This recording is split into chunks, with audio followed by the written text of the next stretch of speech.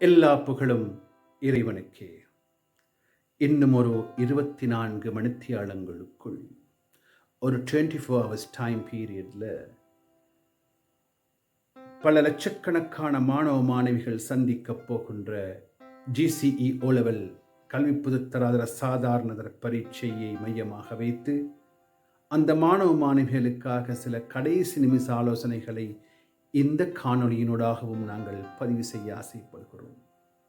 கடைசி நிமிஷ தயார்படுத்தலிலே ப்ரிப்பரேஷன் இருக்கின்ற அன்பின் மாணவ மாணவிகள், இந்த கட்டத்தில் நீங்கள் உங்கள் பெற்றோர்களிடம், உறவினர்களிடம், நண்பர்களிடமெல்லாம் போய் எங்களுக்காக இறைவனிடம் பிரார்த்தித்துக் கொள்ளுங்கள் என்று பிரார்த்தனைகளை வேண்டி நின்றவர்களாக இருக்கலாம். ஏனென்றால் உங்களுக்கு தெரியும், நீங்கள் நாளை முதல் கொதித்து போராடப் போகின்ற அந்த 2 வார போராட்டத்தில் உங்களுடன் இருக்கப் போவது உங்களுக்கு உதவி செய்ய தகுதியான உறவு இறை உறவு மட்டும்தான் என்பது.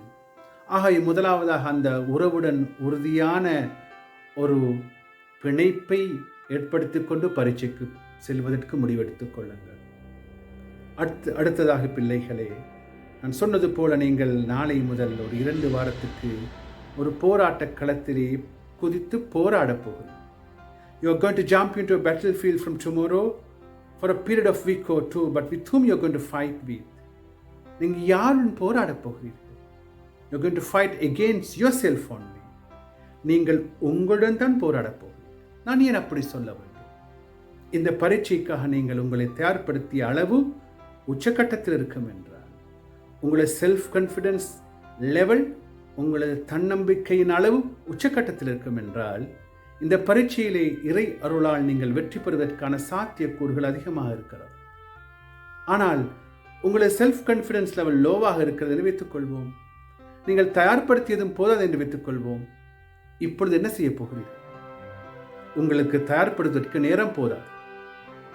ஆனால் ஒன்றை தயார்படுத்திக் கொள்ளலாம். அதுதான் உங்களை செல்ஃப் கான்ஃபிடன்ட் லெவலை அப்படியே உங்களுக்கு எலவேட் பண்ணிக்கொள்ளலாம், மேலே உயர்த்தி உச்சக்கட்டத்தில் வைத்துக் கொள்ளலாம். அதற்கு நேரம் இருக்கிறது. ஆகவே அதற்கு முதற்படியாக உங்களுக்குள் நீங்கள் சொல்லிக் கொள்ளுங்கள், I am not scared, but I am prepared. நான் பயந்தவன் அல்ல, நான் பயந்த மனநிலையில் இல்லை, நான் தயார்படுத்தப்பட்டவனாக, தயார்படுத்தப்பட்ட நிலையில் இருக்கிறேன் என்று உங்களுக்கு நீங்கள் சொல்லிக் கொள்ளுங்கள். பிறருக்கும் அதனையே நீங்கள் சொல்லுங்கள். அடுத்ததாக அன்பின் பிள்ளைகளே, நாளைய பரீட்சையிலே நீங்கள் வெற்றி பெறுவீர்கள். அந்த வெற்றி எந்த அளவுக்கு இருக்கப் போகிறது என்பது தான் கேள்வி. உங்களுக்கு வரப்போகின்ற பெறுபேறுகள் ரிசல்ட்ஸ், நீங்கள் ஆசைப்படுகின்ற அந்த துறையில், அந்த ஸ்ட்ரீமில் ஏலெவலில் படிக்கக்கூடியதாக இருக்குமா இல்லையா என்பதும் உங்களுக்கு முன்னால் இருக்கின்ற மிகப்பெரிய ஒரு கேள்விக்குறி. அதையெல்லாம் இப்பொழுது நினைத்து கவலைப்பட வேண்டாம்.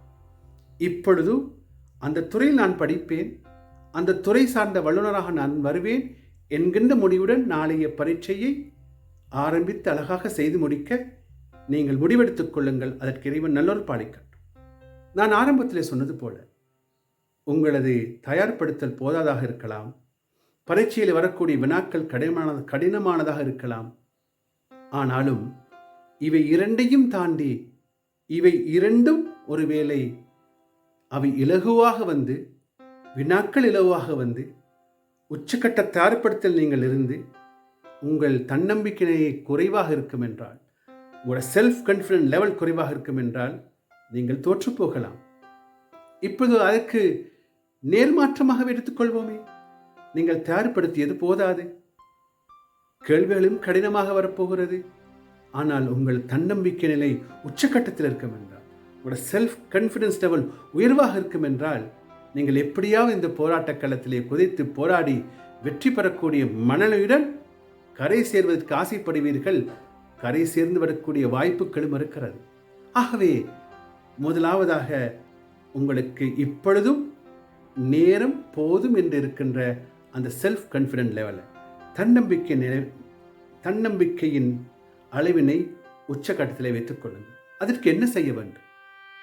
உங்களுக்கு வருகின்ற நெகட்டிவ் தாட்ஸ், எதிர்மறையான சிந்தனைகள், நெகட்டிவ் டாக்ஸ், எதிர்மறையான பேச்சுக்கள், இவைகளிலிருந்து உங்களை விடுவித்துக் கொள்ளுங்கள். பாசிட்டிவ் தாட்ஸ் எடுத்துக்கொள்ளுங்கள்.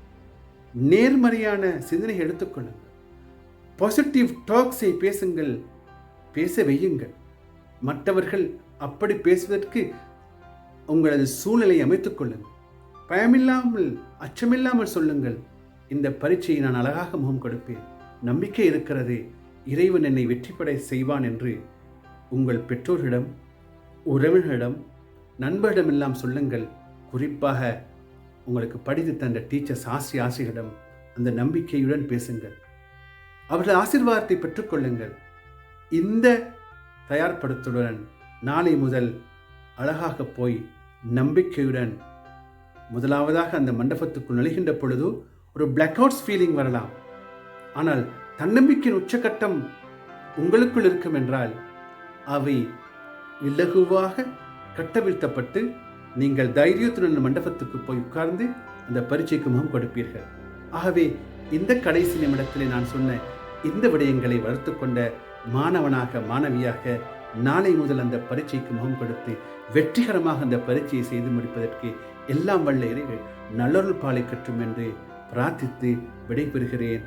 நன்றி, வணக்கம்.